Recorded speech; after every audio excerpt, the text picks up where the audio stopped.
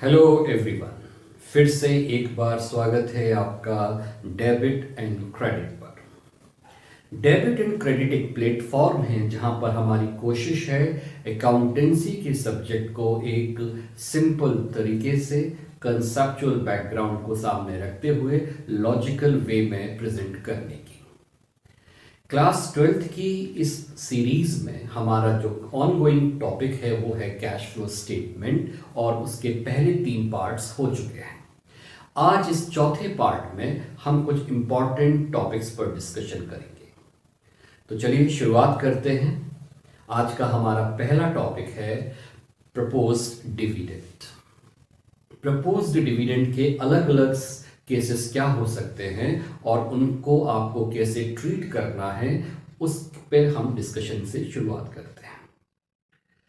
पहला केस है proposed dividend दिया गया है, ओपनिंग प्रपोज्ड डिविडेंड है, क्लोजिंग प्रपोज्ड डिविडेंड है और इक्विटी शेयर कैपिटल है। तो क्लोजिंग प्रपोज्ड डिविडेंड का हमें कुछ भी ट्रीटमेंट नहीं करना है। ओपनिंग प्रपोज्ड डिविडेंड को हमें ऐड बैक करना है net profit before tax and extra ordinary item को निकालते वक्त।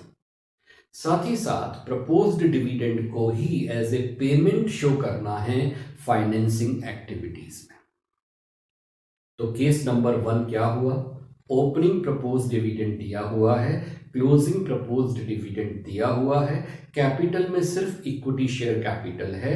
तो उस केस में हमें क्लोजिंग को कुछ भी नहीं करना है, ओपनिंग प्रपोज्ड डिविडेंड को ही ऐड बैक करना है net profit before tax and extra ordinary item को निकालते वक्त, और उसी को ही एज ए पेमेंट शो करना है फाइनेंसिंग एक्टिविटी में। Case number 2, opening proposed dividend दिया हुआ है, क्लोजिंग प्रपोज्ड डिविडेंड दिया हुआ है, लेकिन कैपिटल के साथ साथ प्रेफरेंस शेयर कैपिटल भी है, इक्विटी शेयर कैपिटल है और प्रेफरेंस शेयर कैपिटल है। ऐसे केस में अगर ओपनिंग प्रपोज्ड डिविडेंड है, क्लोजिंग प्रपोज्ड डिविडेंड है, इक्विटी और प्रेफरेंस का इस्तेमाल नहीं हुआ है, तो फिर हम ये मानेंगे कि वो दोनों ही डिविडेंड को रिप्रेजेंट करता है और वही ट्रीटमेंट करेंगे जो हमने पहले किया था।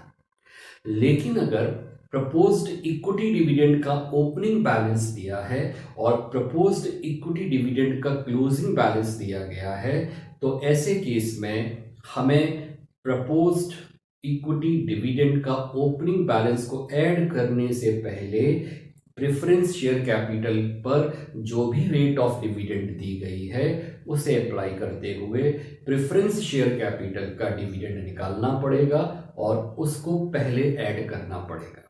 यानी प्रेफरेंस का ऐड करेंगे और इक्विटी का प्रपोज डिविडेंड ऐड करेंगे।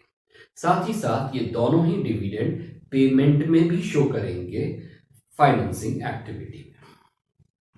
इसके अलावा अगर तीसरा सिनेरियो है, अगर हमें इंटरिम डिविडेंड भी दिया गया है, तो इंटरिम डिविडेंड को हम वो जो अमाउंट इंटरिम डिविडेंड का है, अगर वो सिर्फ इक्विटी का है तो प्रेफरेंस का भी साथ में अपनी तरफ से निकाल कर ऐड करेंगे, और अगर इंटरिम डिविडेंड है, प्रेफरेंस वर्ड या इक्विटी वर्ड का डिस्टिंक्शन नहीं किया गया है, तो फिर उसी को ही टोटल इंटरिम डिविडेंड मानते हुए हम ऐड भी करेंगे और लेस भी करेंगे फाइनेंसिंग में। ऐड करेंगे इक्विटी में, लेस करेंगे फाइनेंसिंग एक्टिविटी में। हमारा दूसरा टॉपिक है provision for tax. Provision of tax में, प्रोविजन फॉर टैक्स में अलग अलग केसेस हो सकते हैं। सबसे पहला बेसिक केस है जब ओपनिंग प्रोविजन फॉर टैक्स दिया हुआ है और क्लोजिंग प्रोविजन फॉर टैक्स दिया हुआ है, तो फिर क्या करना है? तो हमें ओपनिंग प्रोविजन फॉर टैक्स को हमें पेमेंट मानेंगे, जो इस साल हम कर रहे हैं, उसे पेमेंट ऑफ टैक्स के फॉर्म में शो करेंगे ऑपरेटिंग एक्टिविटी में। क्लोजिंग प्रोविजन फॉर टैक्स को ऐड बैक किया जाएगा net profit before tax and extra ordinary item को निकालते वक्त। केस नंबर 2, टैक्स रिफंड भी दिया गया है, तो फिर प्रोविजन फॉर टैक्स को जब हम ऊपर ऐड कर रहे हैं यानी क्लोजिंग को, उसमें से टैक्स रिफंड को लेस कर देंगे, और नीचे जब हम ओपनिंग को लेस कर रहे हैं तो ओपनिंग प्रोविजन फॉर टैक्स में से भी टैक्स रिफंड को लेस कर देंगे। केस नंबर 3, हमें ओपनिंग प्रोविजन फॉर टैक्स भी दिया हुआ है, हमें क्लोजिंग प्रोविजन फॉर टैक्स भी दिया हुआ है, साथ ही साथ एडिशनल इंफॉर्मेशन में या तो टैक्स पेड का अमाउंट दिया हुआ है या फिर इस साल क्या प्रोविजन क्रिएट किया गया है वो बताया गया है। ऐसे केस में फिर हम बनाएंगे प्रोविजन फॉर टैक्स अकाउंट, जिसमें कि ओपनिंग प्रोविजन फॉर टैक्स का बैलेंस क्रेडिट साइड में आएगा, क्लोजिंग बैलेंस जो होगा वो डेबिट साइड में आएगा, जितना भी प्रोविजन क्रिएट इस साल किया गया है वो क्रेडिट साइड में आएगा, और जो भी टैक्स पेड है वो डेबिट साइड में आएगा।